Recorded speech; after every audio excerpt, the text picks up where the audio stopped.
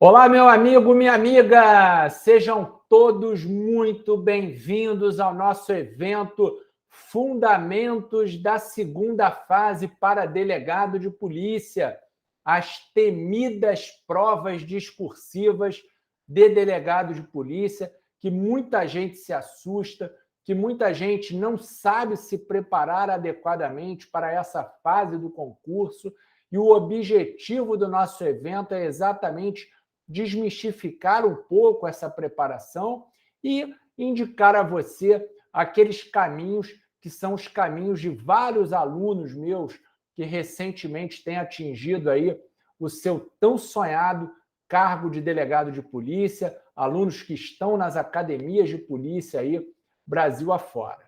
Meus amigos, eu sou o professor Gustavo Bueno, sou delegado de polícia no estado de Mato Grosso do Sul há mais de 15 anos, preparo pessoas para concurso público há mais de 14 anos e quero poder lhe auxiliar nessa jornada tão árdua que é uma aprovação e um desenvolvimento para você se tornar uma delegada de polícia, um delegado de polícia, que nós sabemos o quanto isso é sonhado, é esperado, mas também o quanto isso é suado, vem através de muita dedicação e de muito empenho. Vamos lá, vamos fazer aqui o compartilhamento de tela para que você entenda toda a dinâmica do nosso desenvolvimento. Vamos lá, meus amigos. O que eu quero estruturar com você hoje? Então, nós iremos fazer uma subdivisão dos nossos encontros pautados em 4 encontros, onde nós vamos, de fato, indicar aquele caminho adequado de uma preparação de uma prova discursiva. A ideia de hoje são os fundamentos da prova discursiva, aqueles conhecimentos gerais, como essa prova é estruturada, como que o examinador utiliza para cobrar dentro dessa prova aquilo que ele mais entende e o que ele quer de um bom candidato. Meus amigos, veja só, isso passa desde o início de uma preparação. O que eu mais vejo e o que eu mais recebo, seja no meu Instagram, seja através de mensagens na minha mentoria, nos cursos que eu ministro, são aquelas mensagens do aluno desesperado porque ele foi aprovado numa primeira fase de delegado de polícia e ele não tem noção e não sabe nem por onde começar a estudar para uma segunda fase do concurso.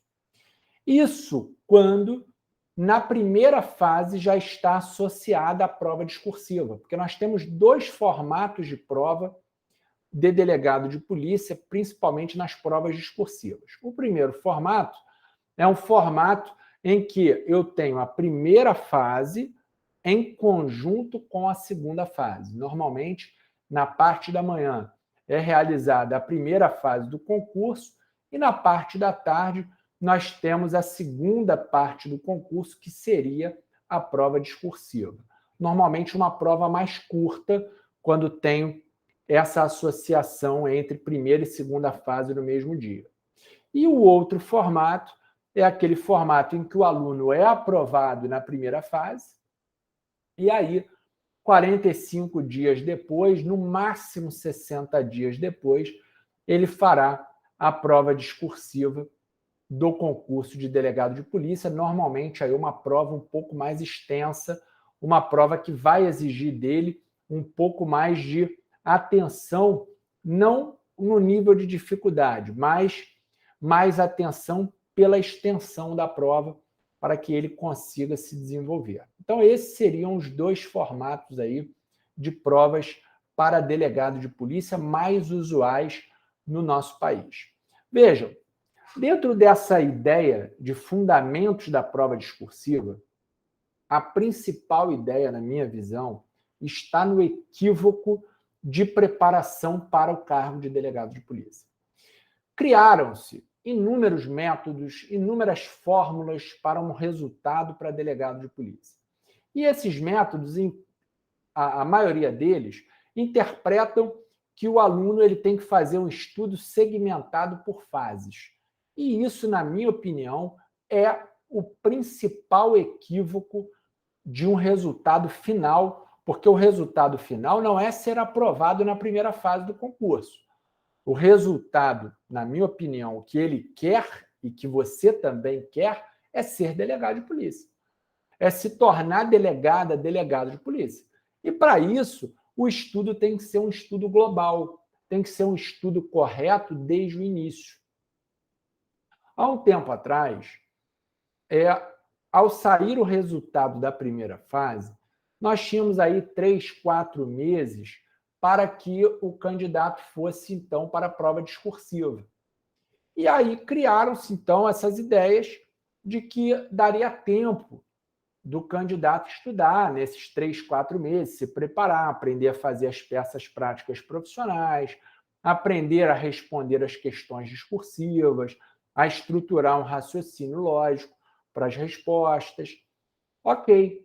Contudo, cada dia mais, a ideia da prova discursiva é estar mais próxima da primeira fase. Nós falamos dos dois formatos. No primeiro formato é junto. E no segundo formato, pessoal, 45 dias no máximo depois.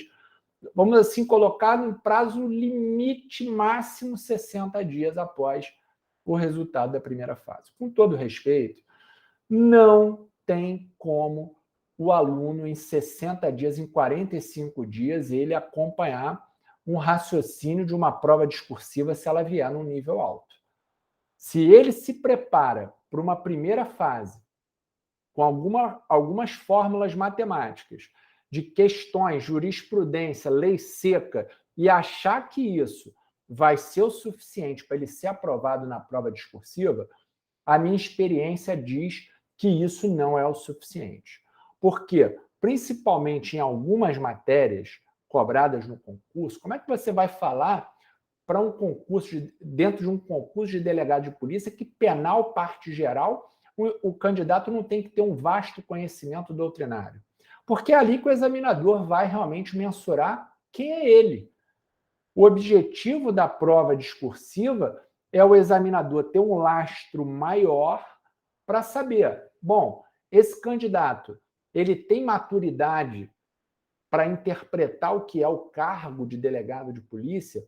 Ele tem condição de exercer tecnicamente aquele cargo? É ali que o examinador vai traçar esses parâmetros. O traço de parâmetros de aprovação, na minha opinião, sem dúvida alguma, está na prova discursiva, porque nem todos os concursos possuem prova oral. Observe isso. A prova oral, ela tem uma especificidade um pouco diferente da prova discursiva. É uma prova um pouco mais conceitual, é uma prova de postura, é uma prova onde as posturas do candidato mandam muito, aqueles vícios de linguagem, e aí eu falo da linguagem falada. Tudo isso tem que ser bem trabalhado para que se tenha um êxito na prova oral. Já na prova discursiva, é de fato aonde o examinador vai observar o seguinte: bom, é aquele candidato que passou numa primeira fase, mas não está pronto para o cargo? Ou é aquele candidato que passou na primeira fase e eu consigo delimitar que ele tem condições técnicas de exercer o cargo de delegado de polícia? Eu estou falando aqui no campo intelectual. Tudo bem? Então, muito cuidado, porque a prova discursiva é, na minha opinião, e na opinião de várias pessoas que preparam candidatos para o concurso, de que é o divisor de águas. Não tem a menor sombra de dúvidas. É ali que o examinador vai traçar o perfil para saber tem condições ou não tem condições. Tá? Observe só. Então, dentro desses fundamentos da prova discursiva, dos conhecimentos gerais, nós temos que trabalhar a visão da prova discursiva, seja ela a prova discursiva com questões ou a prova discursiva que tenha questões e peças práticas, né? Então, você tem que entender o que o examinador tem por objetivo nessa cobrança. O que o examinador vai objetivar na cobrança em uma peça prática, em uma prova discursiva onde você vai ter que estabelecer um raciocínio e adequar aquele conteúdo proposto pelo examinador na prova. Então, vamos lá.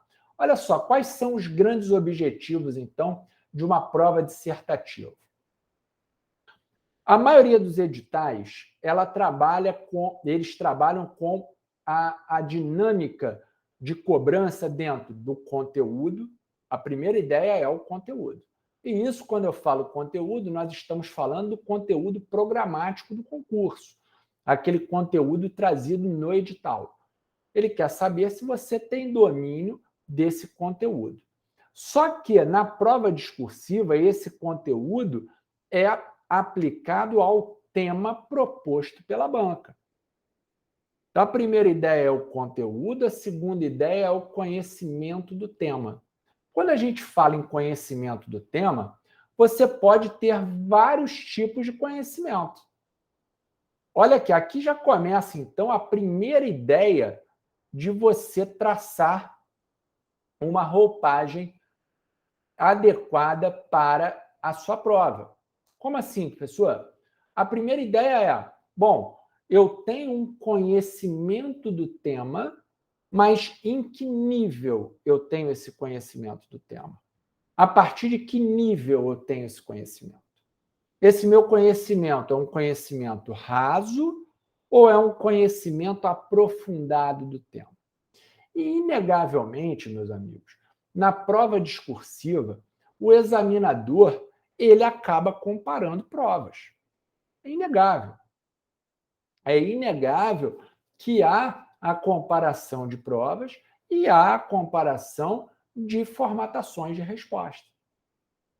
Observe, então eu tenho lá, vamos imaginar aqui, eu tenho, por exemplo, numa prova de nível técnico, eu tenho cobrança, por exemplo, da teoria do crime em direito penal. E eu tenho numa prova de delegado de polícia, que é uma prova jurídica, eu também tenho a cobrança da teoria do crime. Aí é que adentra a ideia da preparação correta desde o início. Não adianta eu saber a teoria do crime num nível raso. Eu tenho que saber essa teoria do crime, por exemplo, num nível de conhecimento adequado para eu ser aprovado em todas as fases do concurso.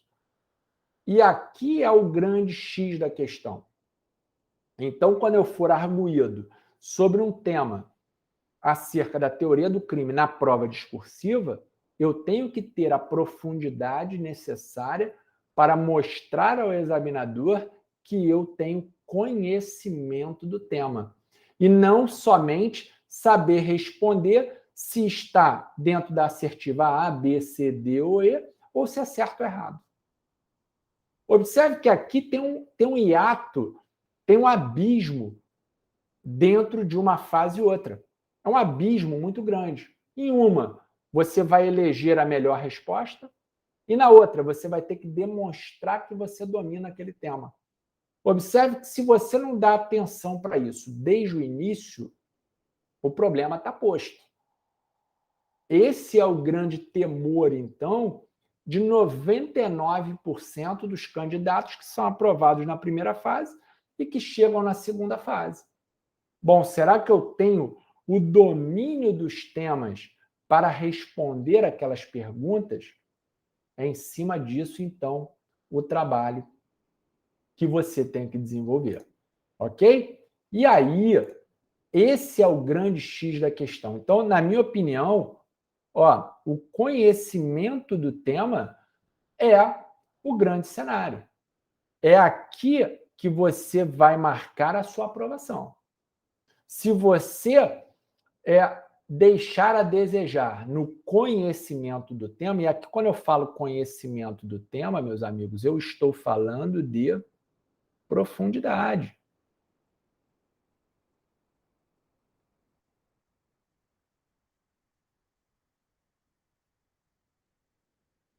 Eu estou falando de profundidade.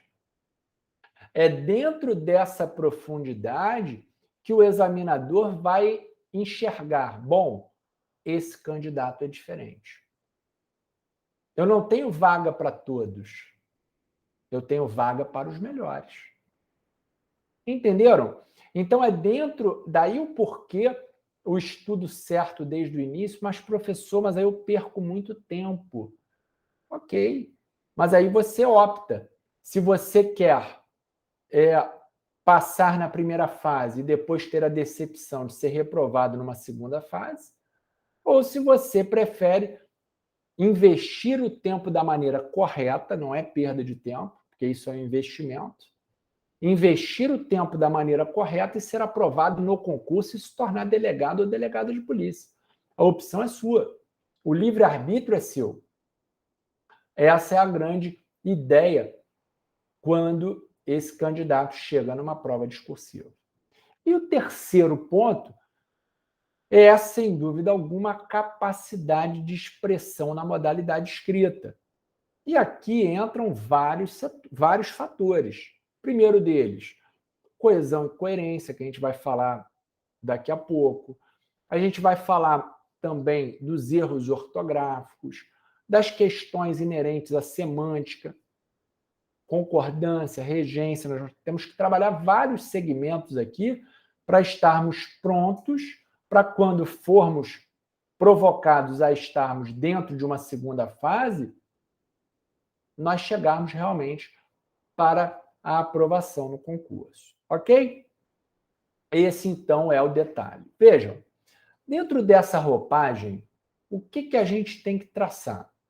A gente tem que traçar que o ponto de partida dentro de uma prova dissertativa é, primeiro de tudo, qual foi o tema formulado pela banca.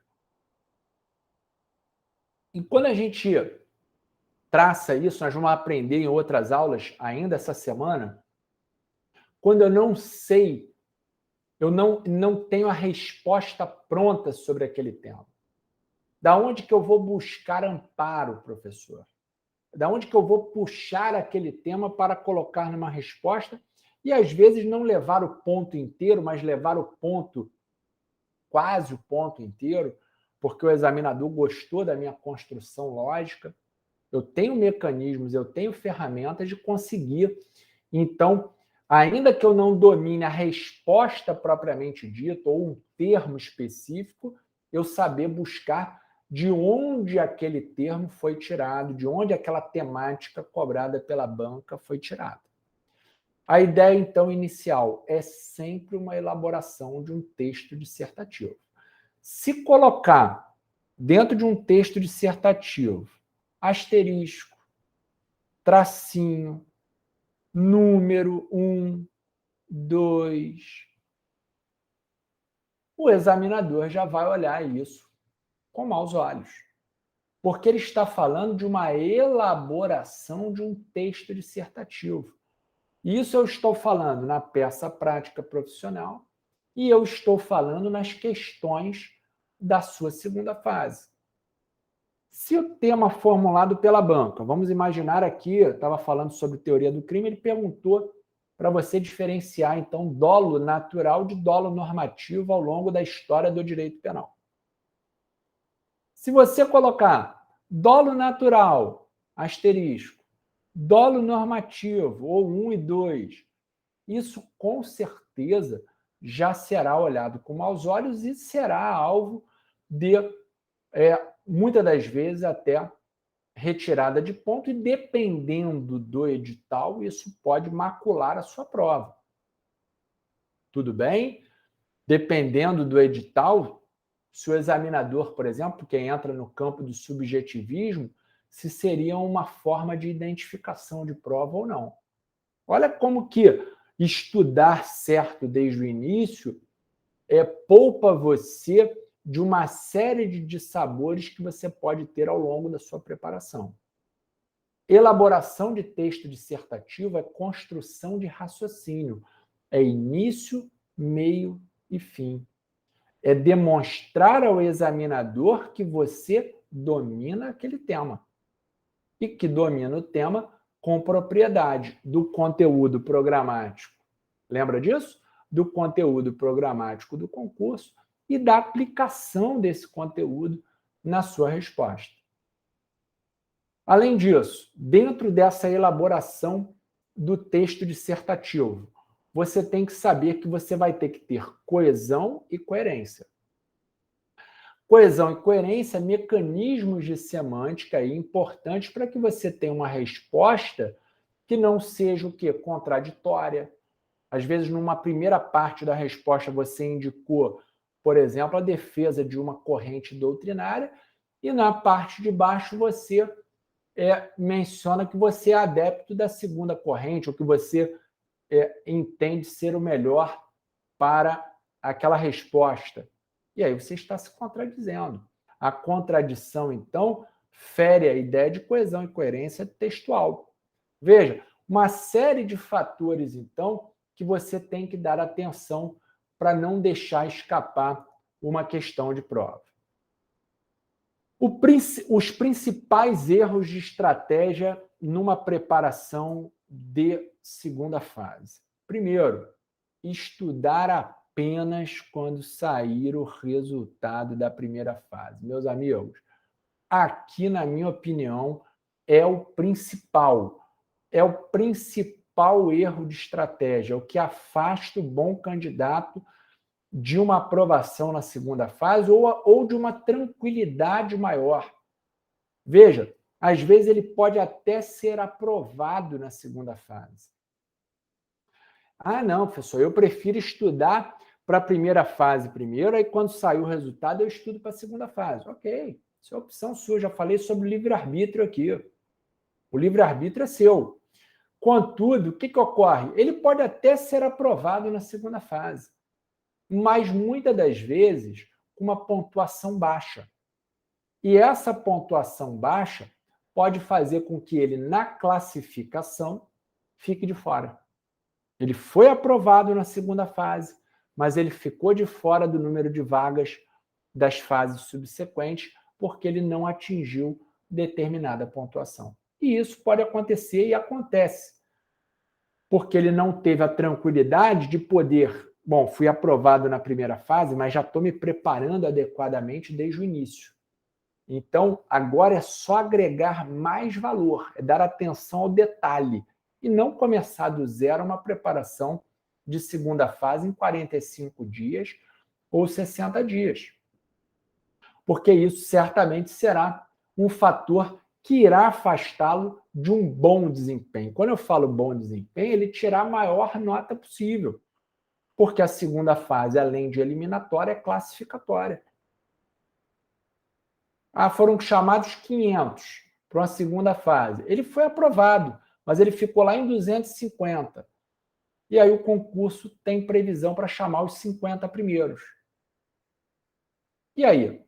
Ele foi aprovado e não foi classificado para as fases subsequentes, exatamente porque ele não estava mais preocupado em ajustar detalhes e evoluir para pontuar muito bem. Não, ele não tinha essa condição, ele tinha que tirar uma preparação do zero, em 45 dias, em 60 dias.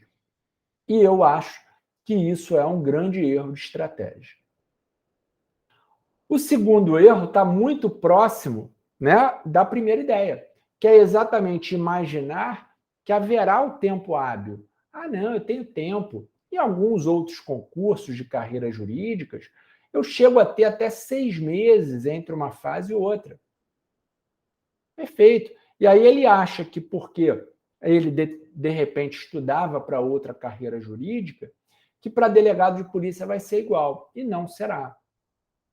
A ideia do estudo para a segunda fase desde o início é exatamente já pensando, olha, eu passei na primeira fase, eu tenho que estar pronto para enfrentar o desafio. E o tempo hábil não será aquele tempo suficiente para você realmente dar densidade a determinadas matérias. Porque na primeira fase cai jurisprudência, cai lei seca, cai doutrina, cai uma gama de fatores. E na segunda fase, pessoal, na segunda fase, meus amigos, eminentemente são aspectos conceituais doutrinários, porque em alguns concursos a lei seca você pode utilizar. Se você não puder utilizar a lei seca em determinado concurso, o que o examinador quer de você na segunda fase é o raciocínio. é que você tenha a habilidade suficiente de depreender daquela situação posta por ele e aplicar o direito que você estudou ao longo do tempo. Quem vai dar isso? Certamente é o estudo doutrinário. E aí o candidato que vem nessa batida de um estudo doutrinário raso, por exemplo, um estudo muito próximo do que estudaria para um nível técnico, quando chega numa segunda fase, ele não consegue nivelar para ter aí aquele comparativo que eu falei que o examinador certamente faz entre uma prova e outra. Ok? Então, o terceiro, também intimamente ligado. Como não tem tempo, como ele foi surpreendido até por uma aprovação, não tem como ele ajustar a densidade do estudo dentro daquele espaço. Então, o correto é o quê? Ajustar essa densidade desde o início da preparação, elegendo aqueles temas de maior incidência, seja na primeira, na segunda e na prova oral. Já saber disso, já estruturar o raciocínio desde o início, pensando, bom, eu estudo prisão preventiva, mas eu estudo prisão preventiva no campo da primeira fase, eu tenho que saber o que o STF pensa sobre a prisão preventiva, o que o STJ pensa, quais são as peculiaridades, quais as diferenças entre prisão preventiva e prisão temporária, mas eu já tenho que pensar em como fazer uma prisão preventiva. Quais os fundamentos que eu tenho que adotar aqui para a elaboração correta de uma prisão preventiva ou de uma prisão temporária? Observe isso. E caso eu venha a ser indagado sobre isso numa prova oral futura, eu também tenha muito claramente o aspecto conceitual de uma prisão preventiva. Pronto. Quando esse candidato ele vem se preparando corretamente nesse nível de densidade, ele certamente será aquele que galgará as primeiras colocações no concurso. Não tem a menor sombra de dúvidas. E isso eu vejo sempre. Eu vejo sempre isso. Os alunos meus aí recém-aprovados atropelaram na segunda fase. Na prova oral, se destacaram ainda mais. Por quê? Porque já vinham se preparando corretamente ao longo do tempo. Não deixaram para estudar separadamente, fase a fase. Na minha ótica, esse é o grande equívoco aí de uma preparação para delegado de polícia. Dentro disso, meus amigos, nós temos, por exemplo, a ideia de erros de ortografia. Então, os erros de ortografia, as bancas têm colocado hoje expressamente nos editais das provas discursivas. Meus amigos, tem sido expresso, é um critério objetivo. O que muda de banca para banca é que algumas bancas colocam limite máximo de desconto de erros de ortografia e questões relativas à norma culta da língua. Algumas bancas colocam, olha, de 10 eu vou descontar no máximo 5 acerca de erros de ortografia. Senão tem gente que ia ficar devendo ponto para a banca, para o próximo concurso. Não cometa isso, tem que ter atenção aos detalhes. Grafia, né? Então a grafia correta das palavras, tem dúvidas sobre grafia, coloca um sinônimo. Tem dúvida sobre uma grafia de determinada palavra. Não sei como que eu vou escrever. Acho que é assim. Não pense no acho. Substitua essa palavra. Ok? Acentuação gráfica. Muito também descontado em prova. Esses aqui são os principais erros, tá, meus amigos? Eu estou trazendo para vocês aqueles principais erros. E esses erros afastam o bom candidato, às vezes, até o bom candidato, de uma aprovação. Vai somando aqui, soma na peça, soma nas questões discursivas, e aí nós temos o candidato indo mal no concurso na segunda fase exatamente por isso. Veja a prova de São Paulo, por exemplo, que nós estamos com o edital aberto. Lá não fala especificamente sobre a elaboração de uma peça prática profissional. Fala em uma dissertação, até uma tradição disserte sobre determinado tema, abertamente. Se é uma dissertação, a parte dos erros de ortografia serão muito visualizadas, serão corrigidas com lupa, exatamente para dali já começar a mensurar. Além disso, aí entra a organização do raciocínio, mecanismos de semântica como coesão e coerência, regência verbal, regência nominal, né? Concordância verbal e nominal, a correta inflexão dos verbos, tudo isso será levado em consideração pelo examinador, não tem a menor sombra de dúvidas. Outro erro muito comum é o emprego do hífen. Nós tivemos, com a modificação da norma culta da língua recente, algumas modificações de empregos de hífen. Então, você tem que estar antenado, você tem que ter um estudo prévio de português. Aqui é que eu falo do detalhe. O aluno que não se prepara desde o início para uma segunda fase, ele não consegue dar atenção a isso aqui. A atenção dele está pura e simplesmente em tirar do zero aquele conteúdo, que é o conteúdo da própria matéria, direito penal, constitucional, administrativo, processo penal. Ele tem que tirar dali do zero para saber escrever sobre aquele tema. E aí entra o grande X da questão, porque ele não consegue dar atenção a detalhes. Quais detalhes, por exemplo, professor? Os erros de ortografia.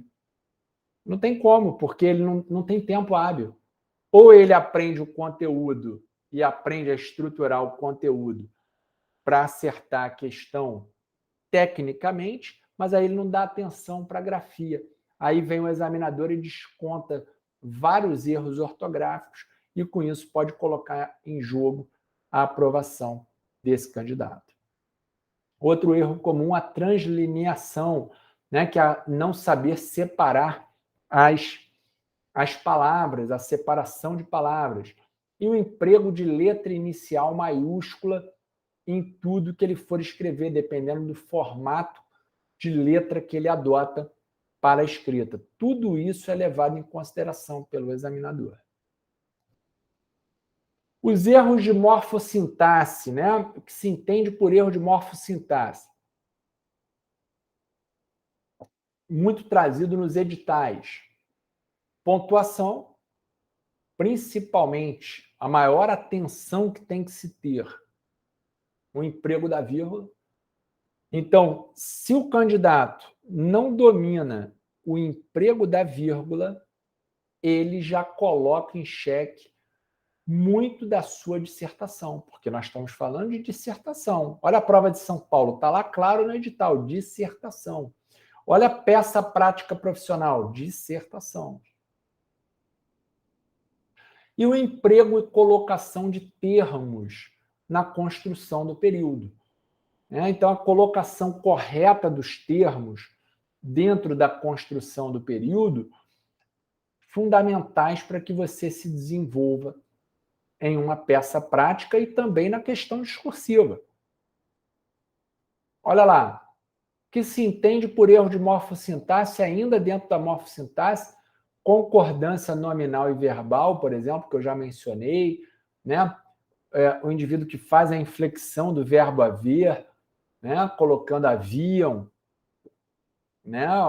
Que não é possível essa colocação, além de outros equívocos muito comuns dentro de uma prova discursiva. Atenção para isso. Então, a concordância nominal e verbal é aquele ajuste. Lembra do detalhe? De quem já está preparado, claro que vai continuar se preparando no âmbito técnico, penal, processo penal, constitucional, administrativo, mas ele tem o tempo agora para ajustar o detalhe para a segunda fase. Porque ele tem que mostrar para o examinador que ele domina o conteúdo, que ele aplica o conteúdo e que ele escreve corretamente. Pronto. Se ele preenche esses 3 pontos que a gente colocou lá atrás, né, como pontos estruturantes, os pontos de partida, acabou. Ele vai dominar a prova discursiva para delegado de polícia e para qualquer concurso. Concordância nominal e verbal, né? O grupo veio. Aí ele coloca, o grupo vieram. Né? Aí você pensa, poxa, professor, mas eu jamais vou cometer um erro desse. Mas na hora, ó, falta professores. Faltam professores. Então, as concordâncias, meus amigos, muitas das vezes, numa pressa, preocupado somente com o aspecto técnico-jurídico, pode deixar aqui escapar um resultado. E aí eu já falei, ele pode até ser aprovado. Lembre-se que eu falei sobre isso. Ele pode ser até aprovado, mas ele pode deixar escapar a continuidade no concurso e a aprovação. Ele pode ser aprovado em quê, professor? Na segunda fase, ele foi aprovado, mas ele não classificou. Porque para ele teve que tirar do zero. E aí, né, tem aquele que vai estar melhor preparado, porque o examinador corrige tudo em comparação. Regência verbal, né, também um erro muito comum, importante. O documento a que diz respeito, né, é a que fiz referência no processo é de grande importância. Então, veja, é registrado como erro o emprego do pronome lhe como objeto direto. Uma série de fatores que nós não podemos deixar escapar. É registrado o erro o emprego do pronome o como objeto indireto. A posição lhe, ó, traz desconforto. É registrado como erro o emprego do pronome se com a passiva analítica. Sempre se é cobrado o pedágio. Entendeu? Vejam aqui vários equívocos comuns, tanto em qualquer âmbito de cobrança de prova discursiva. A quantidade de linhas, isso vai variar muito de edital para edital. Tá? Vai variar muito. Eu tenho, por exemplo, editais que a peça prática pode ter 90 linhas. Opa!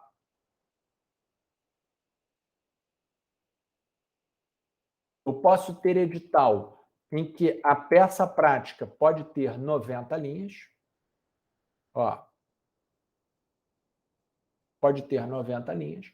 Como eu posso ter editais em que a peça prática tenha 60 linhas. Tudo bem? Tudo isso tem que ser levado em consideração por você na hora da elaboração da sua resposta. Se na questão discursiva tem 15 linhas ou se tem 30 linhas, você tem que estar aqui muito atento a um erro muito comum quando a gente domina a matéria. Então, imagine lá, processo penal cobrou sobre provas no processo penal, por exemplo, um tema moderno aí sobre Fishing Expedition, para você discorrer o que significa Fishing Expedition ou pesca probatória no processo penal. E para dar exemplos. E aí foi concedido a você 15 linhas. Só que é um tema que você domina. Você domina tanto no âmbito doutrinário, no âmbito jurisprudencial, no âmbito da dogmática do direito comparado. Você domina o tema. E aí você tem amplitude para escrever 60 linhas sobre aquilo, mas você só tem 15. Esse é um grande equívoco também, que é o não desenvolvimento do poder de síntese. Quando você não desenvolve o poder de síntese numa segunda fase, isso torna a sua prova uma prova difícil de correção. Quando o examinador pergunta sobre determinado tema, ele quer logo nas primeiras linhas uma resposta básica. A resposta básica para aquela pergunta que ele fez. E ao longo da continuidade das linhas, você desenvolve a ideia. Você demonstra para ele que você, além daquela resposta básica, você tem amplitude para dissertar sobre mais aspectos daquela temática. O que eu vejo muito, um erro muito comum, é o examinador fez uma pergunta, por exemplo, seca. o que se entende por neoconstitucionalismo. E aí ele deixa para responder, o aluno deixa para responder lá nas últimas linhas o que é o conceito de neoconstitucionalismo. Veja, o examinador vai ter várias provas para corrigir, senhores. Você tem que demonstrar para ele, de plano, que você domina o conceito de neoconstitucionalismo e aí depois você desenvolve as ideias, o que seriam as aplicabilidades do neoconstitucionalismo, doutrinariamente falando, historicamente. Pronto. Mas você já demonstrou para ele, num primeiro momento, que você domina o tema, que você sabe acerca daquilo que você está respondendo. É também um grande equívoco visto por mim ao longo desse tempo, contribuindo aí com a aprovação de pessoas, ajudando pessoas a conseguirem as suas tão sonhadas aprovações, era o que eu primeiro, logo de plano, nos simulados eu já detectava e falava, olha, vamos ter que alterar essa formatação sua de deixar a resposta do principal para um gran finale. Ah, não. Então, o gran finale seria, né, a ideia de desfecho. Não cometa esse erro. Não cometa esse erro. Tudo bem? Então, muita atenção. Então, o candidato, normalmente, ele vai dispor ou de 15 linhas ou de 30, depende, tá? Para elaborar uma versão definitiva de cada questão da prova discursiva. Será desconsiderado, para efeito de avaliação, qualquer fragmento de texto que for escrito fora do local apropriado ou que ultrapassar a extensão de 30 linhas permitida para a elaboração do seu texto. Ou seja, se não desenvolver o poder de síntese, vai ter dificuldades em responder uma questão discursiva na sua prova. E aí o que acontece? Veja que tudo está calhando para aquilo que eu falei lá no início. Se não tem tempo hábil entre o resultado da primeira fase e a segunda fase, ou se a segunda fase é junto com a primeira fase e o aluno não se preparou adequadamente para aquele momento, ele não dá atenção a isso. Isso aqui passa a ser para ele supérfluo. E aí, quando ele desconsidera tudo, o que importa para ele é só saber aquele conteúdo, ele negligencia vários aspectos que podem comprometer a sua aprovação. E é o que eu vejo ao longo do tempo. Quando ele negligencia uma série de fatores, que essa junção de fatores representa a sua reprovação. Não quero que você passe por isso. Então, é atenção desde o primeiro momento para essa sistemática aqui, porque eu quero ver você delegado e delegada de polícia. Além disso, na peça prática, né, a peça prática ela pode variar, ok? Ou na dissertação. E aí, isso varia muito, isso vem muito previsto dentro do edital específico da segunda fase.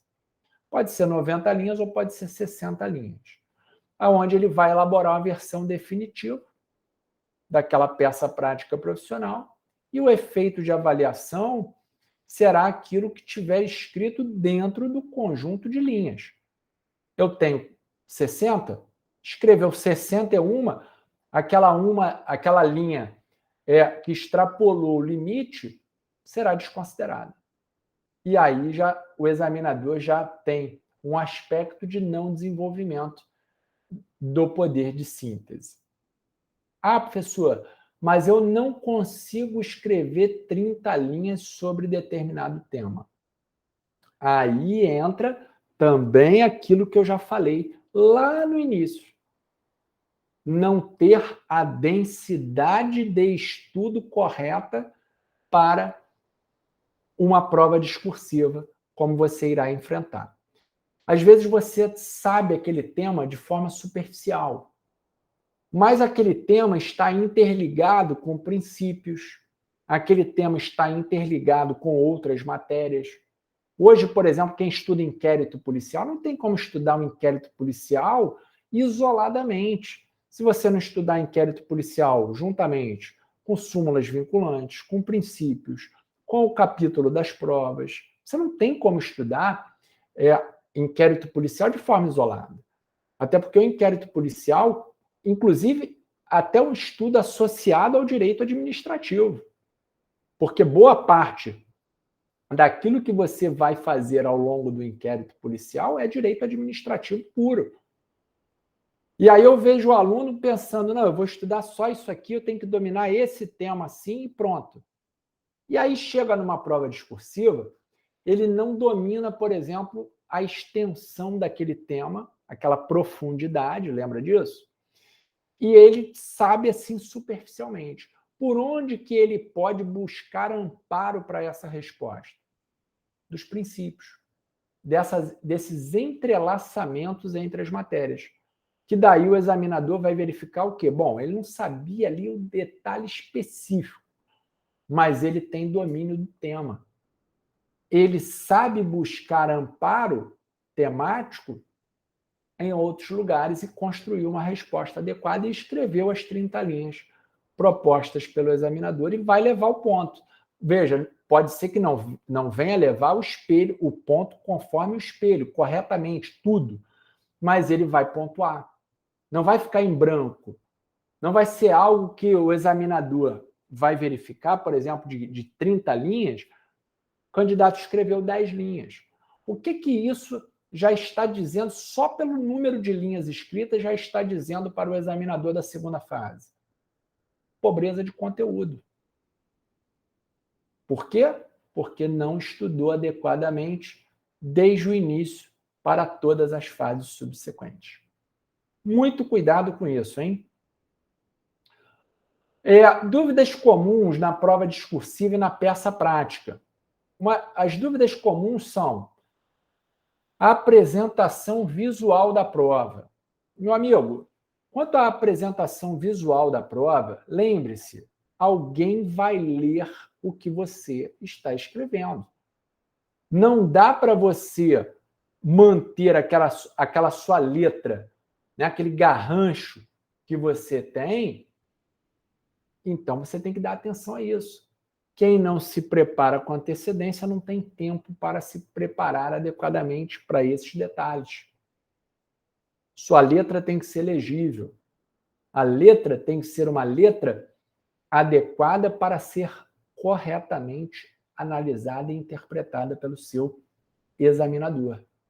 Não pular uma linha entre título e texto para então iniciar a redação da questão discursiva. Isso é um erro muito comum, tá? Não pular linha.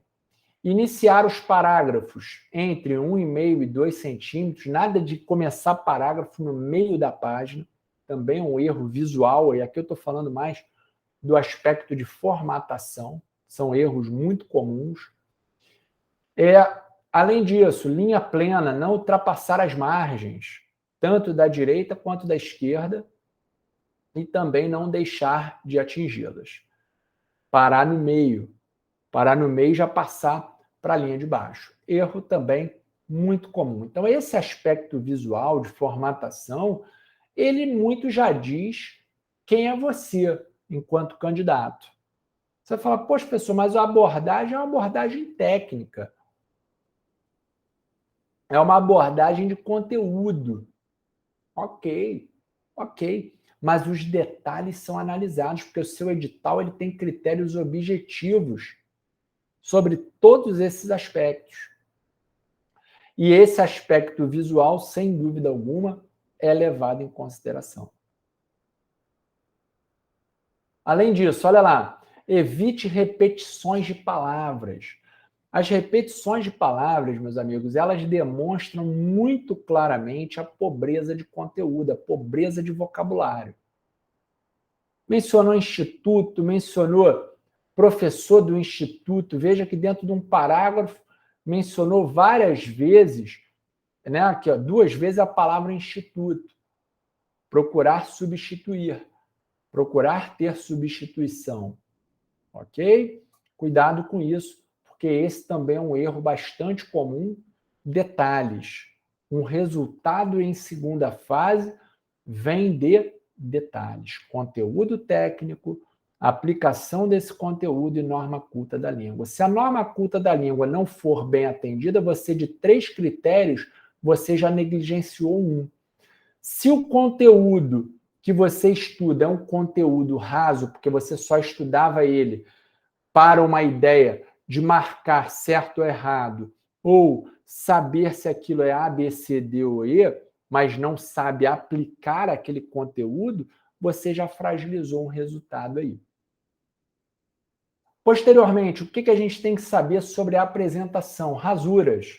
Né? Faça um traço sobre a palavra incorreta, não faça aquele parêntese ou aquele digo que já foi difundido aí em tempos atrás. Não faça isso, somente um traço. Caligrafia. Aí o indivíduo fala, poxa, fulano tem uma caligrafia bonita. Não, caligrafia bonita já é uma redundância, porque a caligrafia já significa letra boa, letra legível. Então, procure escrever o mais legível possível, porque você vai ser examinado a partir disso. A estrutura da sua construção, introdução, desenvolvimento e conclusão. Não deixe para demonstrar para o examinador. Por exemplo, como eu mencionei lá, dolo natural. O que é o dolo natural? Não deixe para mostrar para ele o que é o dolo natural na conclusão. Já comece falando sobre um conceito de uma ideia principal do que é dolo natural, e aí você desenvolve. Tudo bem? Escreva de uma a outra margem, já falamos anteriormente, inicie o parágrafo com 1,5 a 2 centímetros, falta de título, e aqui, muito cuidado, tá? A falta de título, se você... professor, título, o que é o título? Aqui eu estou falando mais no aspecto redacional. Essa ideia do título, senhores, tem a ver com essa ideia central. Então, você vai começar a sua redação. Foi perguntado, por exemplo, sobre discorra acerca da característica da autoritariedade do inquérito policial. Essa ideia do título, que essa ideia é uma ideia inicial, não estou falando para você colocar título na resposta, de forma alguma. Mas o que eu estou falando é essa ideia central da introdução, você já tem que mostrar. O inquérito policial possui várias características. Dentre elas, posso destacar a característica da autoritariedade, que representa que esse inquérito policial será presidido por uma autoridade policial, notadamente o delegado de polícia. Pronto, você já demonstrou que você sabe o que é a característica da autoritariedade. E aí você desenvolve. Não deixe para apresentar no final aquilo que você pode apresentar logo de início. Lembre-se, o examinador tem inúmeras provas para corrigir. Via de regra, aqui até peguei de um edital uma parte para que você saiba. Olha lá, o candidato terá sua prova avaliada com 0. 0. E automaticamente eliminada do concurso público se não desenvolver o tema proposto. Então, não sabe sobre o tema, não fala nada correlato ao tema. O professor falou anteriormente, o que eu mencionei? Professor, eu posso não saber aquilo específico, né? Exatamente. Mas eu construí uma resposta da proposta ao tema, buscando amparo em princípios, em outros fundamentos. Fugir ao tema proposto. Aqui é a fuga completa. É aquele indivíduo que mencionou algo totalmente diverso do que o examinador queria. Não desenvolver o tema na tipologia textual exigida, ou seja, não saber a tipologia textual acerca do que ele tem que redigir ali naquele momento. Apresentar acentuada desestruturação na organização textual que eu mencionei, ou atentar contra o pudor, ou seja, falar aí impropérios aí dentro da prova, querer defender radicalidades dentro da prova. O local de prova discursiva não é para a prova discursiva não está aí para isso. Redigir seu texto a lápis, eliminado, ou com tinta de cor diferente de azul ou preto. Escreveu com vermelho, por exemplo, está reprovado. Não apresentar sua redação na folha da versão definitiva, entregar a folha da versão definitiva em branco. Então, se escreveu no rascunho, não passou a limpo, 0. Entregar a folha em branco, empregar letra ilegível, com espaçamento excessivo entre letras, palavras, parágrafos e margens, olha aí, 0. Tá? 0. Olha a radicalidade do examinador. Apresentar identificação de qualquer natureza, nome parcial, nome completo, outro nome qualquer, número, olha lá. Então, ao invés de dissertar com introdução, desenvolvimento e conclusão, ele colocou número 1, prova em sentido objetivo. Número 2, ele enumerou, pode ser considerado pelo seu examinador como forma de identificação de prova e, consequentemente, a sua reprovação no concurso. Olha lá, sinais, o asterisco, né, o desenho ou o código. Erros comuns. Primeiro, olha aqui, ó, espaçamento muito grande dos parágrafos, e aqui permite a concessão. Estava em dúvida sobre a palavra. Ó. Em caso de dúvida, substitua, né? Troque o vocábulo. E aqui o erro de grafia. Cuidado com a flexão dos verbos. Após transcorridos 3 meses da rescisão, sem haver a devida homologação, os empregados reclamantes proporam. Não, eles propuseram. Então, não sabe aqui o aspecto verbal. Professor, mas eu não tenho esse hábito, eu sou um leitor assíduo. Perfeito, não estou duvidando da sua capacidade intelectual.